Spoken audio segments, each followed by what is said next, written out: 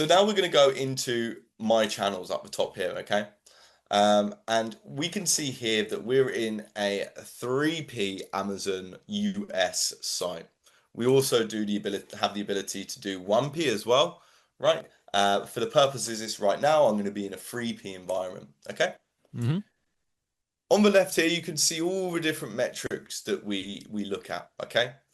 Now, one little way, a neat trick of understanding Merchant Spring, because you can come in and go, wow, there's so many different things going on. Like, where do I start, right?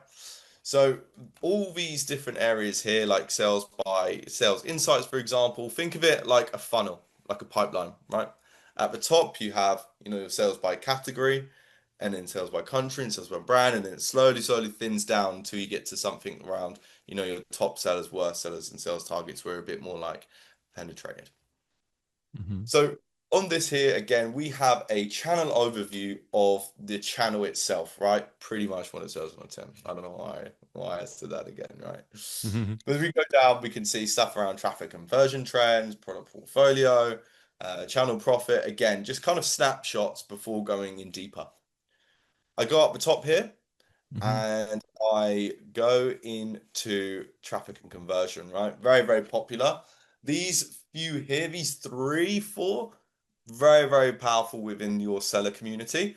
So if I go traffic and conversion here, we can see stuff around, your page views compared to sessions. We can see browser versus mobile sessions, traffic and conversion by product, right? What we want to see. We can get in there and see stuff around graphs and stuff like that. And remember, I've got a comparison date here as well as the page I'm looking at. So if I went back up to the top, like we did in that last page, and I changed the date range, this would also change as well. Mm-hmm. As we go down, we can look at parent versus child as well. Mm-hmm. And then we can add a few more other things in there if you want to. You can take things away to make it more simple for things you aren't interested in, right? Or if you want to have all of it, you can play around and make it a little bit your own. Mm-hmm. I'll go into customer lifetime value. Now, we use a cohort methodology, right? And this is really powerful again around people who maybe sell a lot of save and subscribe products, have a lot of repeat purchases, and it's really trying to understand where are we getting the repeat purchases and how do we leverage more? Because at the end of the day, that can go into ad spend. Like, where are we putting our money? Are we putting our money in the right products in the right areas? And using Mm. these types of tooling and using these aspects in the tool will allow you to kind of uncover that. Now, like I said, sometimes the data is a little bit gappy, right? Because it's a demo account, and this is why we try and tell our customers to connect their own accounts, right? So let's move into a repeat purchases. So in this example, we can see the date, the first purchase, the sale date, how many would have been repeat purchases. Looks like we didn't have any, the new customers, the lifetime value, so on and so forth. So And it now would have, where do look, sorry to cut you. It would appear in the repeat if they like say they bought and oh, so sales means the sales for the current day, repeat means on that specific day where there were repeat purchases from previous correct, buyers. Uh-huh, okay. correct. Mm-hmm. And this can go for all the now we're Amazon USA, but then again, if we're eBay Germany, also similar dashboard for or I would some. Mhm. I would have to check, it's because we are only available like what the data brings in. So we connect as much as possible, but there are some very small there are a couple of channels who will have like a different layout to what we see on the side here. All right. Mhm. Yeah, but we bring in as much as we can. Mm. We can have a little look at an eBay example in a minute.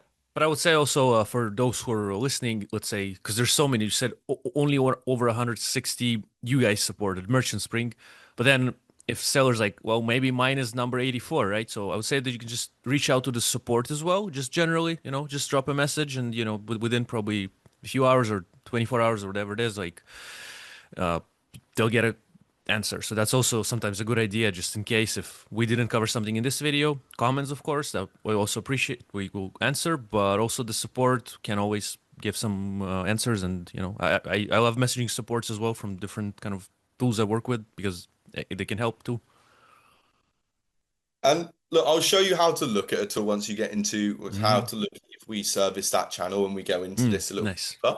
nice. But we also have resources online which will Mm, show you, what areas we cover across the globe, right? And it's split down into like your kind of global channels, your mm. South America, Oceania, Australia, Europe, America. So we have a lot of that covered as well.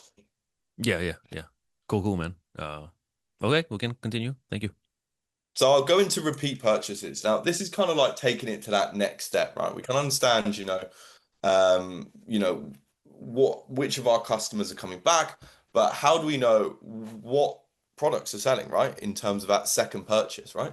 And this is where we go into this here. So in the top here, we can see the repeat purchase behavior by product, right? And it's pretty self-explanatory. I'm not going to like read out the different areas. But as we go down, right, we can start to see the this is let me just do a current quarter versus last quarter. Hmm. That's a little bit better. So we can see here that in this example, right, that the first product which is purchased is this finishing touch flawless perfume. Hmm. The second product, which is generally bought, is this eyeshadow cream 101. So with this information, right, we could say, hey, um, let's stop putting our money into this product, this one here, the skin perfecting 2%, whatever, for example. And let's try and put more money into this eyeshadow 101 cream because we know that's our second best selling product for getting people back into the store. So allowing you to kind of have these analytic metrics will allow you to kind of create more data-driven back decisions rather than kind of having a little look and trying to like just kind of work it out by, previous sales, these sorts of things like that. Look, so customer purchase path in the lower part. Can you scroll down to it, please? I'm just trying to understand. Let's say first they buy the finishing touch flawless perfume. Second product means the one they buy after it in the same purchase, kind of in the same session, or generally the first they buy this one and then maybe 3 days after they come back and buy this one from us, or how exactly? Maybe I misunderstood a little. Yeah, no, great question. So from my understanding, okay, right, Yeah. this is the average day between purchases. So generally, like the first purchase will be Ah. taken from this one, and Uh-huh. then the second purchase will be this, and then the days between purchasing is on average 18 days. Uh-huh. So for example, let's say we have I'm just trying to understand how we can make the most out of, let's say, a brand is coming and they have like, yeah, they see that first product, they have some sort of product, and then it's a number of customers will be quite high for a combination of first and second product. And then combined units will also maybe be higher, which is already nice here. But let's say again, that's why, as you mentioned, connect the channels, see how what you have, right? But then let's say we see like very strong correlation between product one and two, average day between purchases, whatever it is, but there's always like a big amount versus others. So then you're saying like if that's the thing, then maybe even in our I'm just trying to think it as an Amazon seller, we can do a virtual bundle, let's say, of this. There's one option. We can do physical bundle, let's say. That's of course will take more time, but or we can just, on our listings, emphasize that look, this is popular amongst our customers, like the second one. So why don't you go get it? Because it's data proven, so then it will probably work. Just my thoughts. Yeah. Spot on. No, no, no, that's it. And this is where I see it more coming into like that advertising space, right? What product do we maybe market Mm, to those, first time purchases, which are more likely to convert. Or like you said, like we know that this product is generally the second thing bought, right? mm, Let's put that as a recommended or purchased with type product. hmm.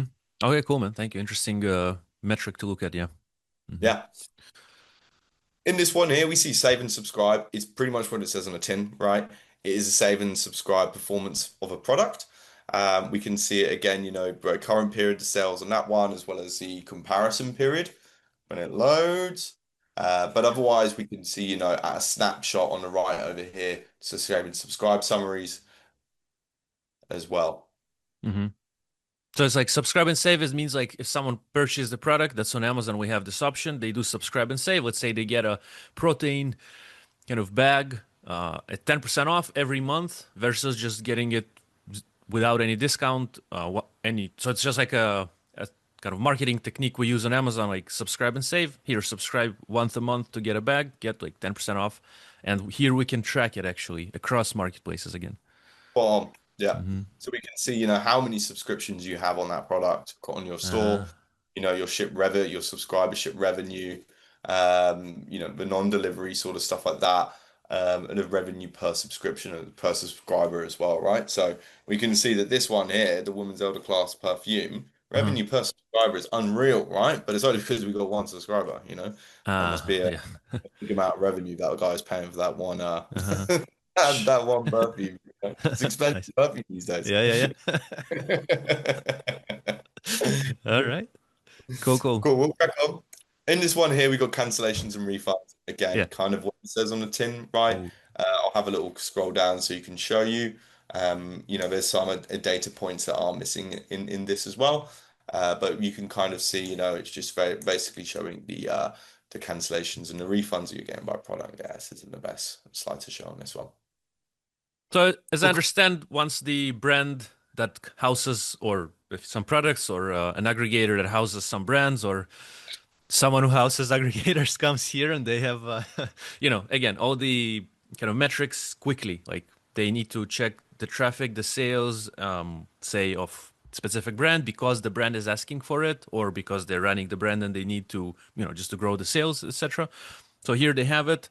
If the customer is maybe like the brand is like calling the agency like, hey guys, like I checked my seller account, I see some returns today. Hi, boom, like people go here, check, da da da. They kind of share it with the customer. Also, we can download these, right? These can be downloadable. So then let's say we can like, Bottom. yeah, hey man, we can get on a call. I'll present it to you. Boom, one, two, three. Here's what's Yeah. up. Like, so we're taking care of that. The customer's happy, and the kind of the aggregator keeps growing, or the agency kind of. Exactly. Yeah. And look, why, there might be like a one product that really stands out. You're getting loads of refunds for. Like, why are you getting so many refunds? Like, is that like a supply issue, right? Is there something wrong with all of Mm. those products that have been sent over? Like, I don't know, I haven't inspected them, right? Maybe that's something that I need to chase up, or perhaps it may be just something where I don't know, you get lots of damages in postage, right? Who Yeah, knows, yeah. right? There's different reasons it could be, but at least you can investigate it product by product this way. Mm-hmm. Mm-hmm. Okay, okay. Cool. We'll go into like the sales insights now. So there's a few of these which I can kind of run through fairly quickly. Mm-hmm. So sales by category is kind of what it says in the tin, right? It's the sales by which is ever category this item is listed on Amazon, right? Shampoos, lotions, facial peels, as an example. Sales by country, again, this is understanding what country you having sales from in your shop. We're in American like instance right now, so you're probably going to get a lot of American purchases. But if you're in somewhere like Europe, right, this is where you can start to see people like, oh, we're getting a few purchases from Finland, for example. Let's think Uh, about over there, right? So that's where you can kind of see a few more insights in terms of your purchasing from different countries. mm-hmm. Sales by brand, right? Let's say you have a number of different brands under your collection. This is where you'd see that. Mm-hmm. Sales by group. Now, this one I'll have to spend a little bit more time on, right? And this is something that resonates with all sellers, and it is very good if you have a lot of ASINs. Very, very good. So the purpose of this one here, right, is to say, I own a lipstick brand, right? And I've got 1,000 different shades of red, but I just want to know how my cherry red lipstick of my 1,000 lipsticks of my 1,000, 100 are red, how just my cherry flavored are doing, and there's maybe like five. This is where we can do that. So what we can do is we can create a group by product or by brand, create the group, and then see how that group performs. So birthday cards is another great example, okay? Birthday cards for her, birthday cards for him, Christmas cards. I just want to know how my Christmas cards are doing over Christmas. That's all I care about in the world. Hmm. Hmm. This is where you can come in and see that. Okay, you can come in, Hmm. you can see Santa Claus, you know, the little reindeer, the elf on the shelf. These Christmas cards are performing absolutely excellent. Excellent. My other ones aren't performing so well. Okay, Hmm. and this is where you can kind of see that data. So if you've got lots of ASINs, this is the one for you. This is the one for you. Very, Hmm. very good. Yeah, there's like different groups. Say we have, as you mentioned, like I don't know. Let's say we have a. I was doing some drawing. I have this. I started like drawing on clothes. So I had on my website here, wolvaiman.com. So let's say I have different brushes, right? So say we have, let's say big brushes and smaller brushes, or we have different, types of brushes. Let's say we sell 100 ASINs of brush, but some are brushes for clothes, actually, other brushes for walls.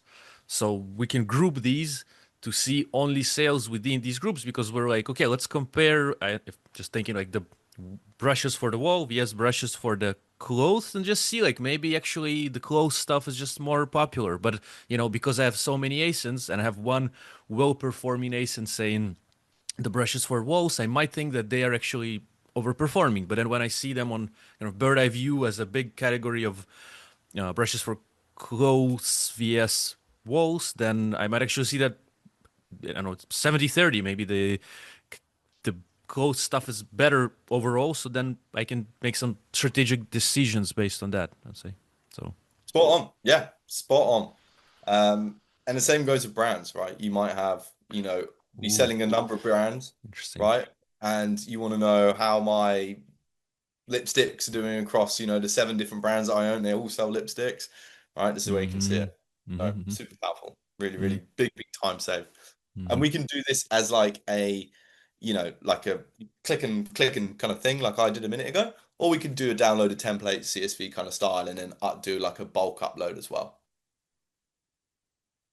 Sorry, man. For a second I was sipping the coffee and I didn't. I missed what you said. I want to follow up. No, So no, no, could no, you it's repeat, all please? good. I was just Yeah, so yeah, if you're creating a group and it's yeah, yeah, a like you might have like let's say you want like a hundred ASINs in there, yeah, it yeah, might be tedious to go through and click the button. yeah.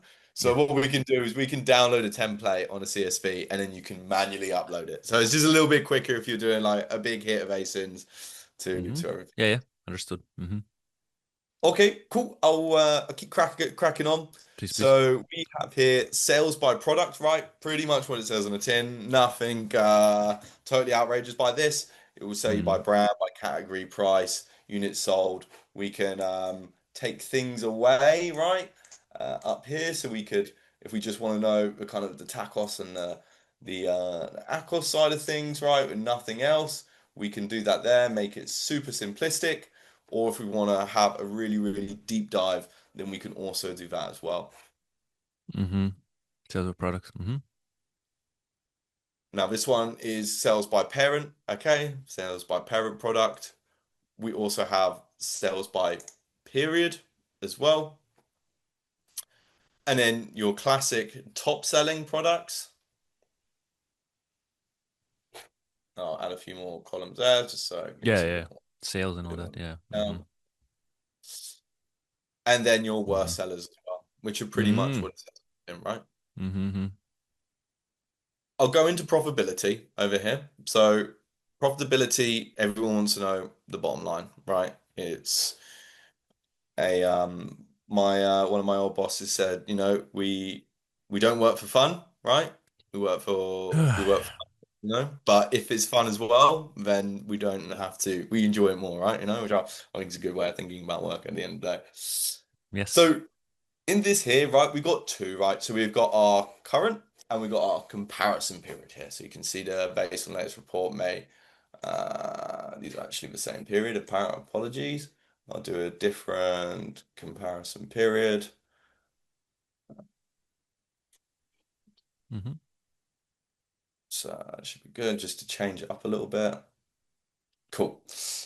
So we can look at a very easy overview looking type of P&L. So we can look at the expenses, the metrics. I'll kind of pause here for the video just so you can kind of look through it yourself on the video for those joining. Mm-hmm. And then what we can do is we can also make it a very detailed P&L as well, right? Which can go really deep into the real into the details of it, right? We can see kind of Mm-hmm. expenses, Mm-hmm. profit, and then go a bit deeper into the metrics, right?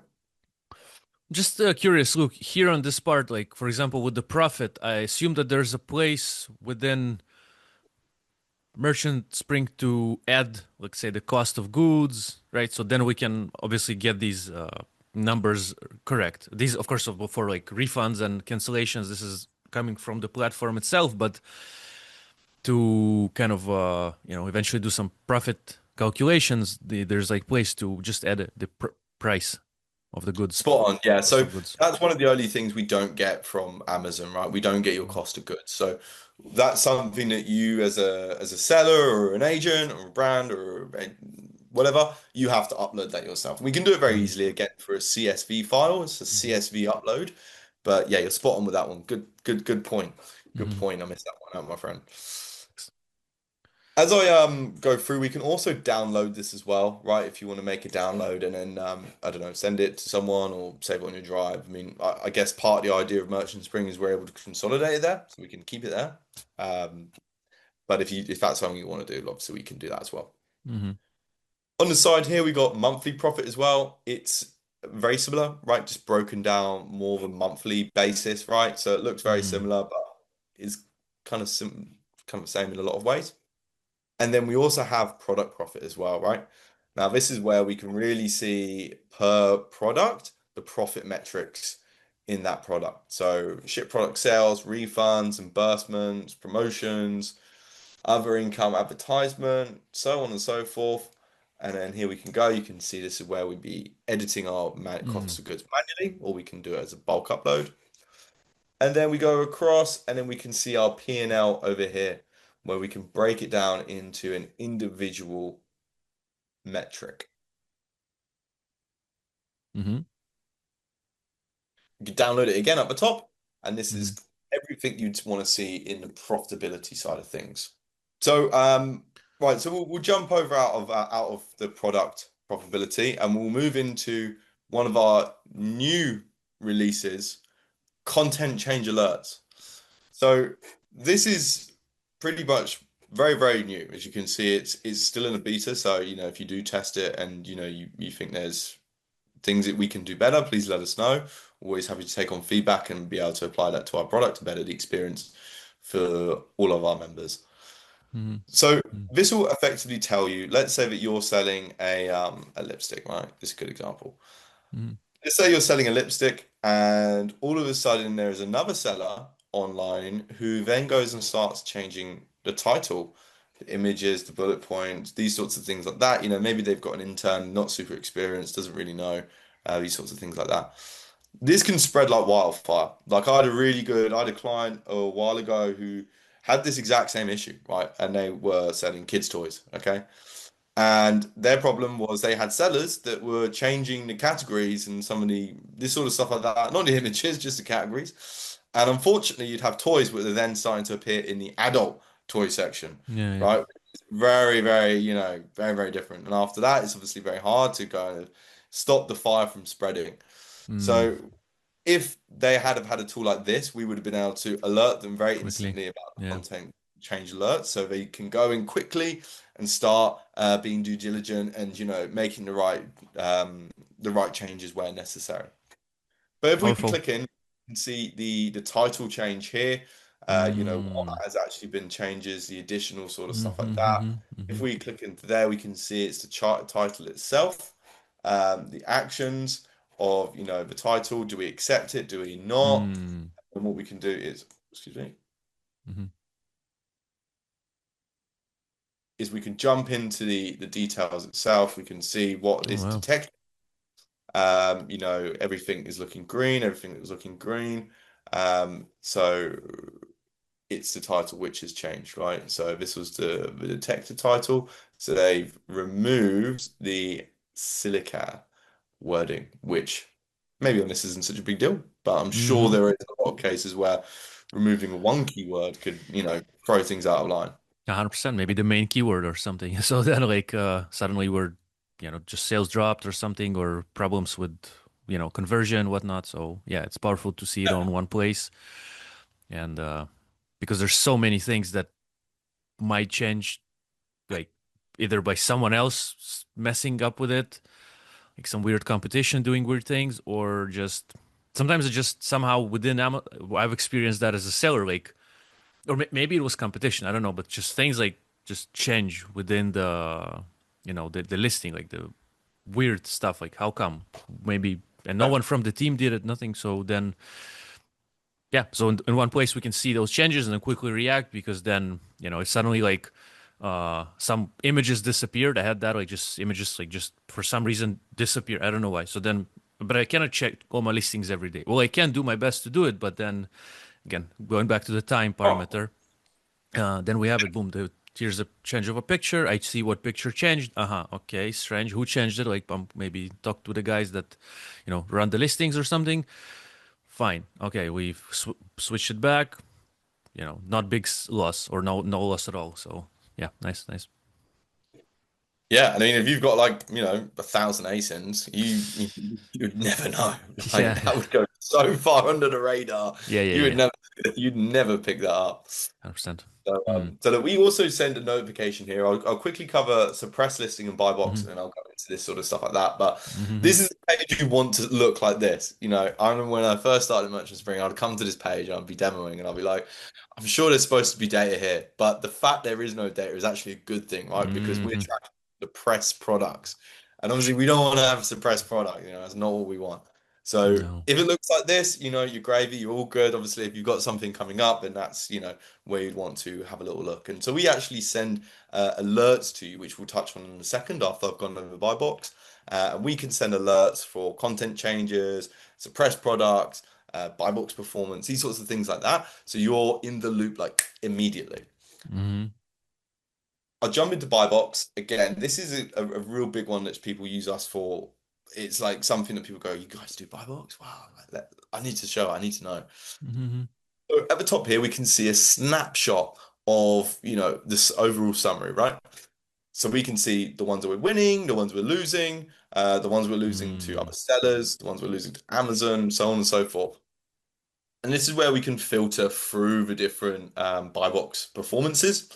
So for example, I'll just leave it on this page right now. Let's say, excuse me, we want to know what's going on with this, right? We can click on here. We can see that, this person is winning the buy box. What's their price? All right, okay, they're $1 more than us. What is their seller rating? These sorts of things like that. And then we can click directly into it and then go straight to the product itself. Mm-hmm. Mm-hmm. We can also see the ones we're losing to Amazon, right? Know when to win the fight, know when to fight. And we can also see, obviously, the ones that we are winning as well through a little box. Look, I'm curious in the buy box section, like obviously the buy box is important to all the sellers, private label, online arbitrage, wholesale, and drop shippers or whatnot. But with merchant springs, do you have brands that are like wholesale brands? Because I feel like, with private label, we also care about the buy box, but it's rare that we lose it. Because usually we're the only seller on the listing.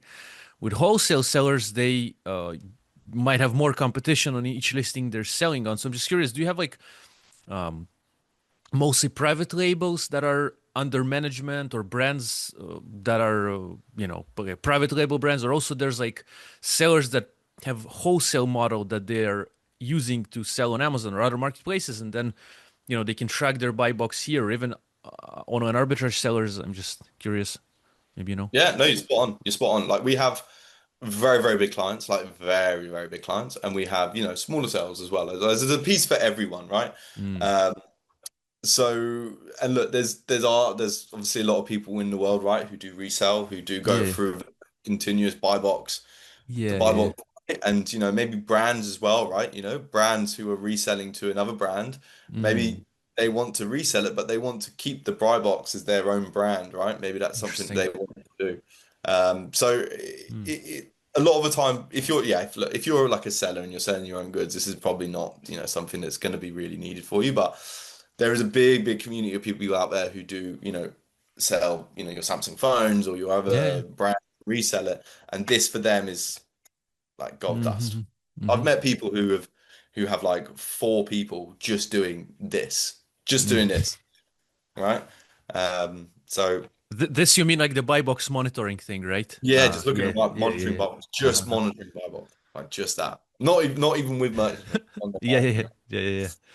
So, All right, the buy box people. So okay, cool. Yeah, that's a useful thing, man. Again, because especially for like different examples we gave, like maybe sellers that are constantly on the buy box and they need to know and they need to monitor the pricing because sometimes there's price drops, so they kind of need to see what's up.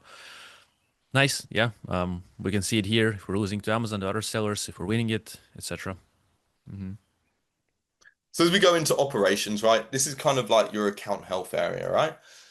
So we can see, overall health, the shipping performance, your customer service performance, the policy compliance, all these sorts of things like that. This is good to have. It's not generally, I think, somewhere that a lot of companies are living in our tool constantly, to be quite honest with you, just because it's not somewhere that is like getting updated all the time. Mm-hmm. We've got stuff around overdue orders as well. And it's another screen that you want to be blank. Okay. There's a couple screens you want to be blank. This is one of them. But Review then management. overdue order means like someone bought it, it was promised to be shipped today, but it still not right? Something along these lines. Yeah. Yeah. Spot on. Hmm. So it's mostly, I would assume, from for those who are selling. Yeah, actually, that's a kind of follow-up question. Because like if you're Amazon FBA sellers, which myself, I'm an FBA seller, so Amazon ships our goods and mostly the overdue, they kind of take care of that. And, we don't really have, as much as I know, at least much ability to do something with it. But there's FBM. FBM means they're selling on Amazon, but they're using their own logistics warehouse to send units. Is this where this might be more appearing, sort of? And can we even connect like FBM? You know what I mean? Like if we're, you know what I mean? Like basically yeah, I guess we're sales channel, let's say eBay, but we're doing the fulfillment through our warehouse, and then we'll see the overdue, or just trying to understand this point. Yeah. Yeah. Uh, So this is in an Amazon instance, this one here. mm-hmm. So Mm. like you wouldn't see eBay in this particular Ah, I see. instance, right? Yeah, yeah, yeah. Okay. So I'd have to jump into the eBay instance to see that because yeah, to see what's available in there, and it just comes down to the availability Yeah, yeah, of which we that. mentioned before. Each kind of marketplace, etc., we have own its own things on the Slightly, left. slightly Slightly different, different. different things. Yeah, 100%. just like, and it's just what the APIs allow us to bring in. Yeah. Okay, cool, cool. Uh, but yeah, just on that, yeah, this is pretty much what that says on the tin, right? It's the overdue orders, what's the value, the items that are overdue, the destination, where it's going. Mm-hmm. Uh, Mm-hmm. Cool, cool. We'll jump into review management. So this is where we can actually automatically send reviews to our buyers, right? So instead of having to manually do it, we can have the system just automatically send out those requests for the purchaser to go through and fill in the review for us as well. Mm-hmm. We can set this Nice. over FBM, FBA, and the delivery date afterwards as well. Nice. Pushing on, we have Mm-hmm. our out of stocks. Again, this is looking at current out of stock, at risk out of stock as well. Ooh. So we can record obviously how much stock you have in inventory. And the next one after that will go a bit deeper into this. But this is pretty much, look, we've got 6 left in stock. We think that in the last 30 days, what we know, sorry, is 2,133. In the last 30 days, we've sold 54 units. Mm-hmm. And luckily, there's none out of stock, so there's no days out of stock just yet. Mm-hmm. Nice, nice. Going into FBA inventory, now this is a really another useful one. Mm. This is used a lot for this is FBA, right? But what we can do is we can basically understand our replenishment configuration up the top here. And we actually cover this quite in depth in the Merchant Spring Academy. So we want to know how many days we've got covered of our orders, the total, how many we've got available, these sorts of things like that. So what we're able to do is we're actually able to configure our own replenishment. So if we know it takes 120 days to get our order in, okay, we can put 120 days. The days covered, right? Normally we will order, 90 days worth of coverage, and we know that we need to restock when it gets to 20. And so what will happen is we'll be able to use our user data there, right? And then we'll be able to give you alerts of when you are running out of stock, how much area and capacity it's all taking up as well, your daily sales, these sorts of things within the stock. Again, it's a really, really useful tool, especially for those who are FBA predominantly. I see we can also create a shipment from here, like it's connected to Amazon. So if we need to ship, let's say a few boxes of some product, then we can do it from here versus just going to Amazon and starting the move there. We can just kind of log in, obviously, and then do it from Yeah. here.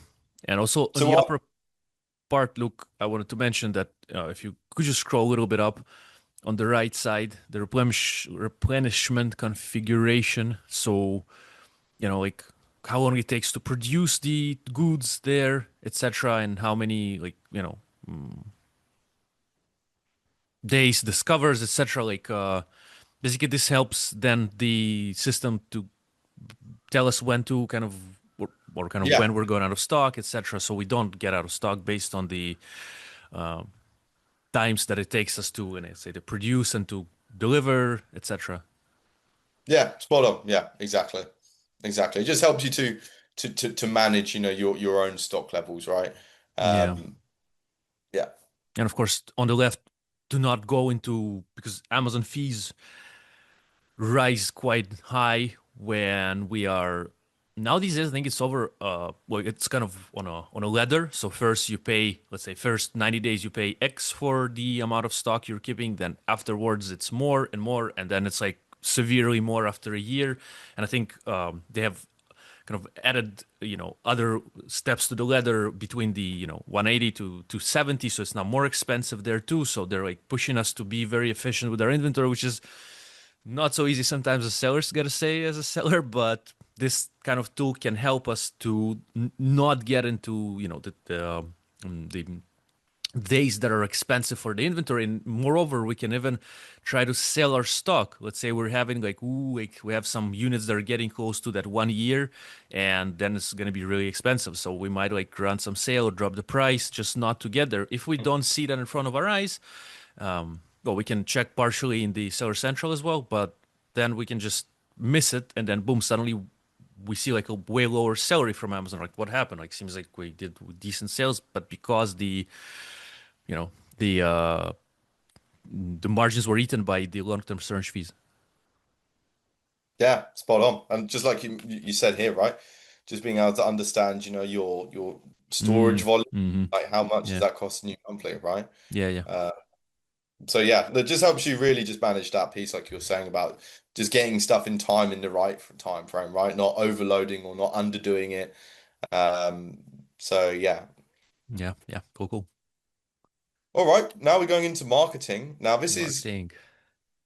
Now this is again, like, remember how I mentioned about the funnel? So at the top here we got marketing overview. And then we go into campaigns by group, very similar with the product aspect, and then campaigns, ad, products, product ads, and the keywords like a funnel, right? So again, marketing overview, pretty much a snapshot of what we're going to cover. Just an easy way to see stuff at a glance rather than going deep down into it.